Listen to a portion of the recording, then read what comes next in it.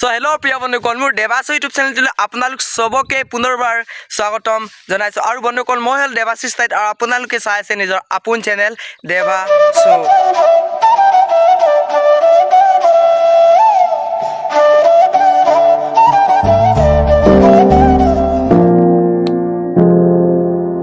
প্ৰিয় বন্ধুসকল এতিয়া মই আছোঁ চাপৰিত এতিয়া চাপৰিত কিয় বুলি ক'লে মানে মই আগতে ভিডিঅ' এটা ডালিছিলোঁ যে তেতিয়া মই শিমলু গছৰ কেইডালমান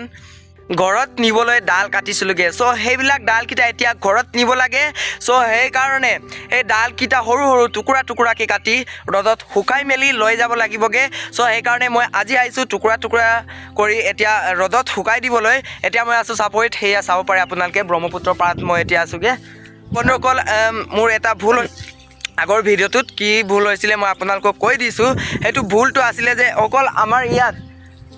ঘোঁৰাটো 20-30 ফুট ইমানে ঘোঁৰা খহি যোৱা নাই কৈছে 500 মিটাৰমান ঘোঁৰা খহিছে বোলে চ' মোক কালি এজন মানুহে কৈ দিছিলে আমাৰ ইয়াৰে গাঁৱৰে চ' চৰি তাৰ বাবে চ' আপোনালোকে চাব পাৰে পৰিস্থিতি সেয়ে চাওক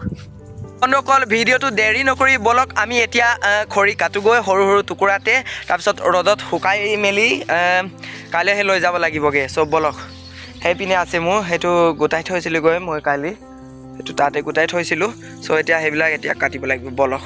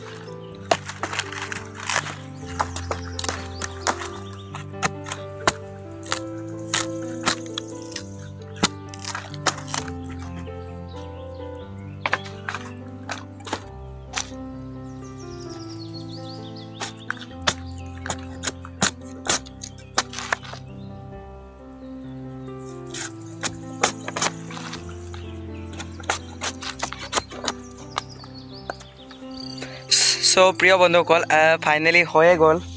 সেয়া চাওক এনেকৈ কাটি দিলোঁগৈ এতিয়া এনেকৈ ৰ'দত শুকাই থ'ব লাগিব এদিনমান চ' মই কাইলৈ লৈ যাম চ' এতিয়া যামগৈ এতিয়া মই চ' থেংক ইউ ফুল ৱাটছ কৰাৰ বাবে আৰু আমাৰ চেনেলটিত যদি নতুনকৈ ভিজিট কৰিছে তেনেহ'লে চেনেলটো ছাবস্ক্ৰাইব কৰিবলৈ নাপাহৰিব আৰু কাষতে থকা বেল আইকনটো দবাই দিবলৈ নাপাহৰিব